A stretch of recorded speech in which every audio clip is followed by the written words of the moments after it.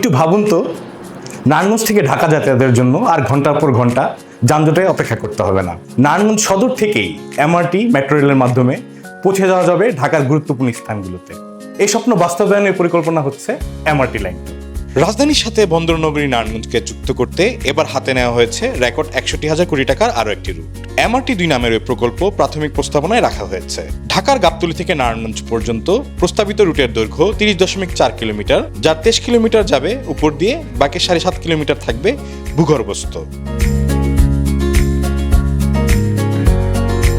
প্রস্তাবনা অনুযায়ী মোট ব্যয় সরকারের নিজস্ব অর্থায়নে থাকবে ১৫৩৮ কোটি টাকা, আর বাকি ৪৬,০০০ কোটি বা ৭৫% আসতে পারে ঋণ হিসেবে। অর্থাৎ বাস্তবায়নের জন্য নির্ভর করতে হবে উন্নয়ন সহযোগীদের অর্থায়নের উপর।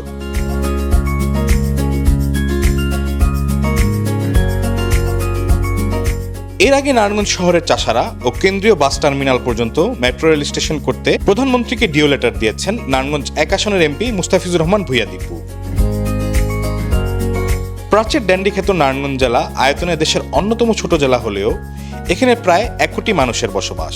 শিল্পঘন এ জেলায় ৭,৫০০-এর বেশি ছোট বড় শিল্প কারখানা রয়েছে, যেখানে দেশের মোট নিটওয়্যার উৎপাদনের প্রায় ৫৫% সম্পন্ন হয়। এছাড়া হুঁশিয়ারি ও ঐতিহ্যবাহী জামদানি শিল্প সহ দেশের শীর্ষস্থানে বৃহৎ শিল্প গ্রুপগুলোর কারখানা এই জেলায় অবস্থিত। প্রাচীন রাজধানী পানাম সিটি এবং মুঘল স্থাপত্য শৈলী সমৃদ্ধ নারায়ণগঞ্জে প্রতিদিন হাজার হাজার দেশি বিদেশি পর্যটক ভ্রমণ করেন।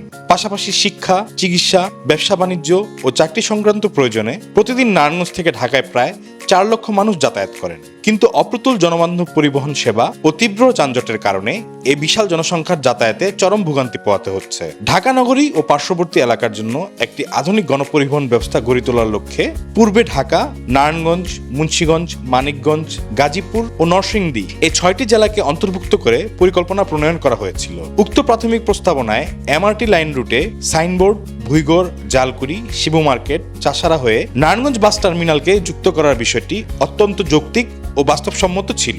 কিন্তু অত্যন্ত দুঃখের বিষয়, সাম্প্রতিক সময়ে এমআরটি লাইনের রুট পরিবর্তন করে নারায়ণগঞ্জ শহরের সংযোগ বাদ দিয়ে নতুন পরিকল্পনার কথা জানা যাচ্ছে। এতে নারায়ণগঞ্জের সর্বস্তরের নাগরিকেরা মেট্রো রেলের কাঙ্ক্ষিত সুফল থেকে বঞ্চিত হওয়ার আশঙ্কায় গভীর উদ্বিগ্ন হয়ে পড়েছেন।